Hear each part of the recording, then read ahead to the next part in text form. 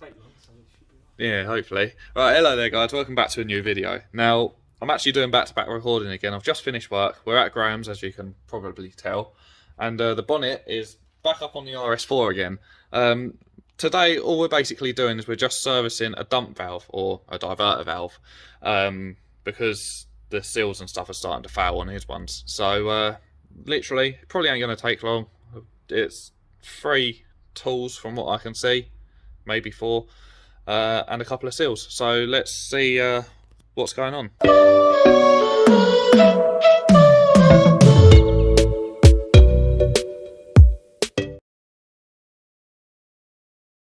Now, I do apologise if you see this cable. My phone is on charge because it's like practically flat. I'll try and hold it out of the way where I can. There we go, sort of, maybe. I'll give up. But yeah, so this is what we're working with. Now, obviously, Graham's car has 2 of these dump valves. One's already on the car and already put back together. Yeah. So this is the second one. So as you can see, you've got 4 seals, a couple of screws, whatever's in that pink pot, and there's your tools. Grease in the pink pot. Now this seal isn't on all of them, and because this is an early 008, it doesn't have that seal. That's meant to sit on the actual poppet or piston. Yeah. But they done a revision on them. I don't know when exactly, but if you've got an early version like I have, you won't have that seal. If you've got the revised versions, you'll have that seal. But otherwise, it's a case of undo the 3 bolts. You have to be careful because obviously there's a spring in here, so it keeps it under pressure quite a bit. Not that it's going to hurt us. Ain't going to be like a coilover. No. No, it's not going to be like that at all. Which is still sat on the floor. Sitting there, waiting for more scrap. So just undo these. Change the seals, or O-rings I should say, and clean up the actual valve face. Right, so they're all out, and if I give it a little wiggle, there's the spring. Oh wow. Are they the springs that are interchangeable as well? Yes. So, funnily enough, I've got one of my original boxes here. As you can see, it's quite old. Wow. But you've got a green and a yellow spring. I can't remember which ones are the strongest. I've got a feeling the blue is the strongest. But they also, if I look in this one, give you shims to put in, which I'll be putting in this one. Okay. Just to give it a bit of extra pressure. Oh, okay. But basically, the green one with the shims overlaps onto the yellow one, and the yellow one with the shims overlaps onto the blue one's pressure ranges, roughly. Sweet. So take that out, push that out. There's your 2 seals, which are these 2, and this one here is just in the top of this, just in here, which you probably won't be able to see till we hook it out. So it's a case of just getting in here. It doesn't matter too much about damaging the actual O-ring. And then I'm guessing you've got replacement hardware to put the whole thing back together. Yeah, so you literally just pop one out, pop the other one out, put them 2 over there. Grab yourself a clean bit of rag. If you've got any. Oh. Which I have.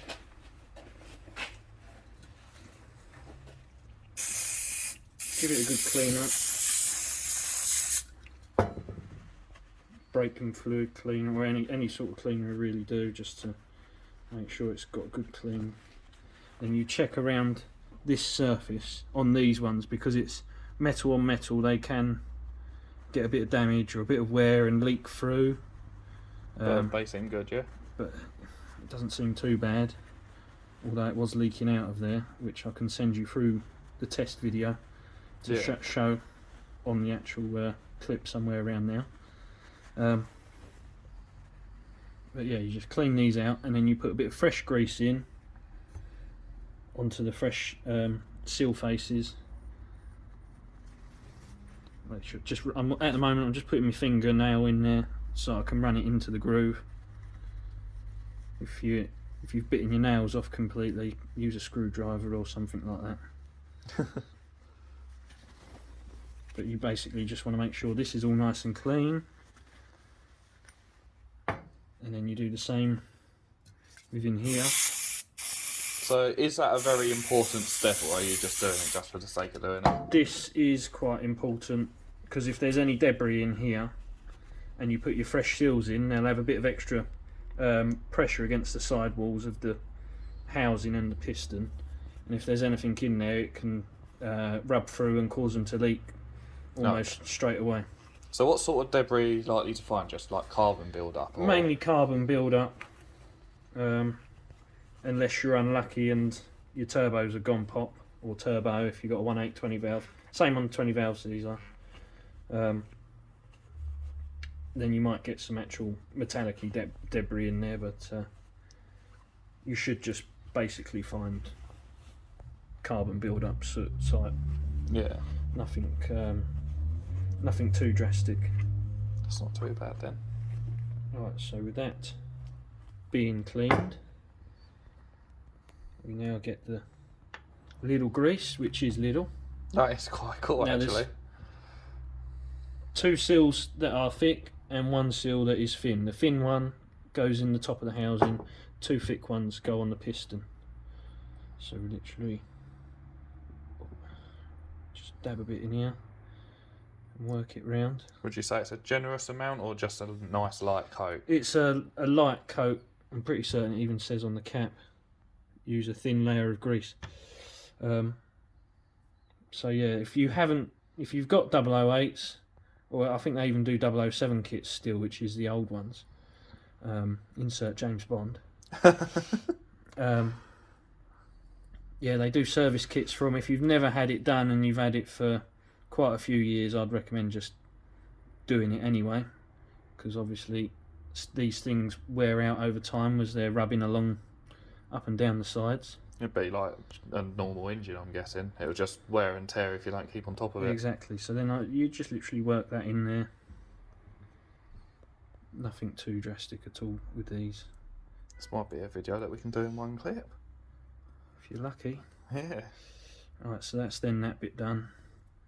I like to smear a little bit of grease on here as well. It's not necessarily definite needed, but so why do you personally do that then? It just acts as a bit of a cushion for when it comes down, rather than properly bashing at it. Yeah. With the grease there, it almost acts as if you've got a pillow sitting on there. Oh, okay. So I can now put that back in there, which just pushes in nicely. Now I will be putting these shims in, which just sit in. Wow. That is a very simple design. The spring in there. So now there's going to be more pressure under the...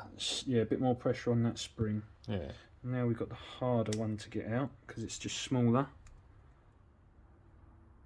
Oh yeah, that is quite fiddly. Yeah, but again... So are you going to grease that one up too? I will grease this one up as well. So give it a clean off. I'm pretty certain I had the yellow springs in here at first and they weren't holding back the pressure enough. Yeah. So effectively it was causing a bit of a boost leak. So then I put the blue ones in.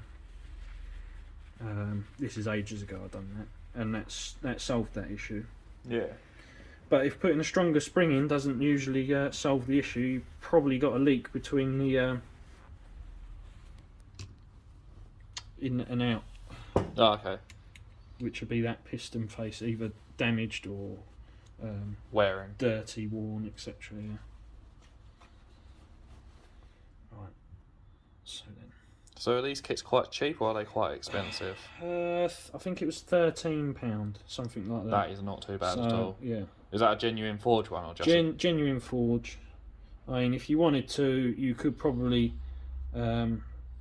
separate yours all down, take it to a normal hardware shop or some engineering motor factors or something like that, and get some O-rings.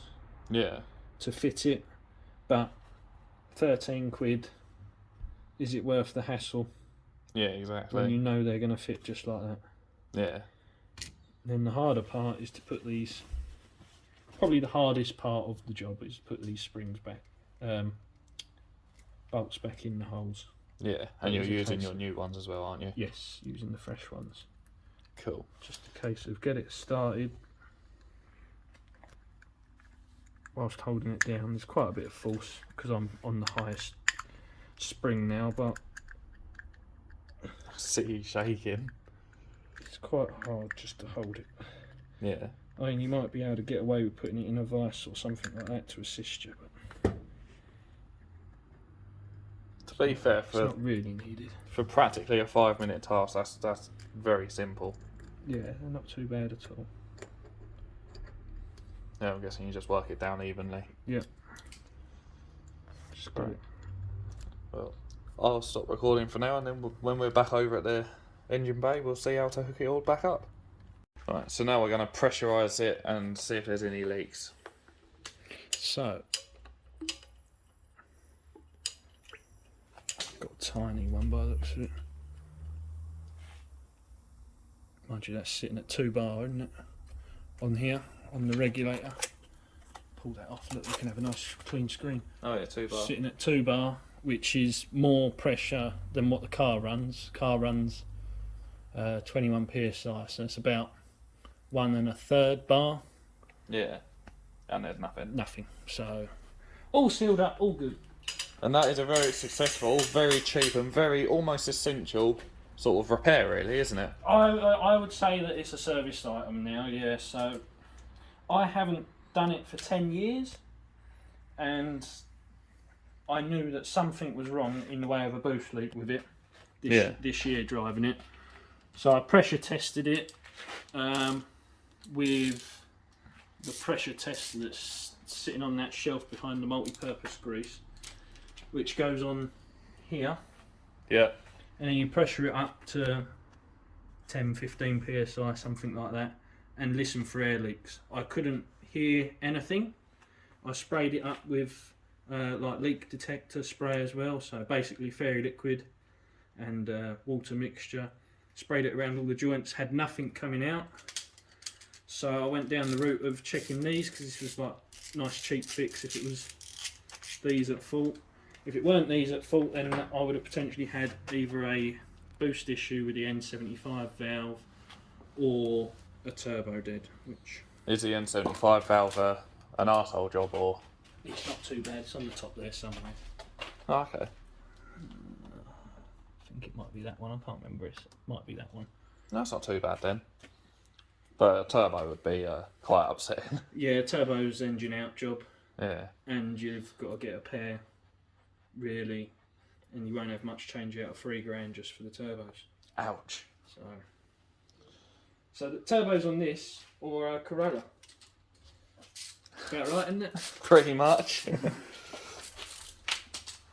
So we'll just pop it back in, if I can. Now that we know it's all good, I might have to take that one off first, put that one after. Loosen that Jubilee off a bit more as well. And this repair will apply over the whole of the Ford range, I'm guessing. This, I wouldn't say the whole of the Ford range, but I know for a fact they do a wide variety of seal service kits when you go on the website. Yeah. Which lists loads of different ones, 007s, two 008 versions, and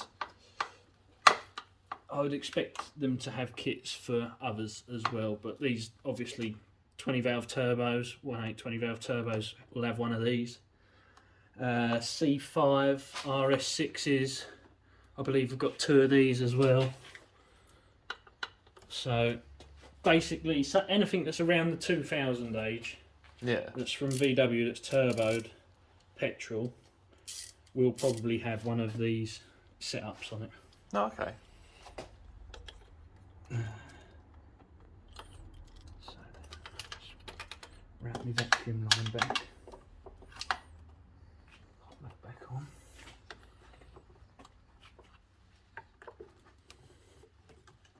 So that's a very good and very easy sort of repair. Yep. And then you just do your Jubilee clips up And job and done. job's done. Sweet. So that was a little bit more of a different video today. That's going to be quite an informative one because it's sort of something that can be quite often overlooked. And I thought I'd sort of just chuck it in there. Now this is going to be one sort of more as like a tutorial and how-to guide instead of a bit of prattling around. So it may seem a little more sort of boring and different to what I'd normally do.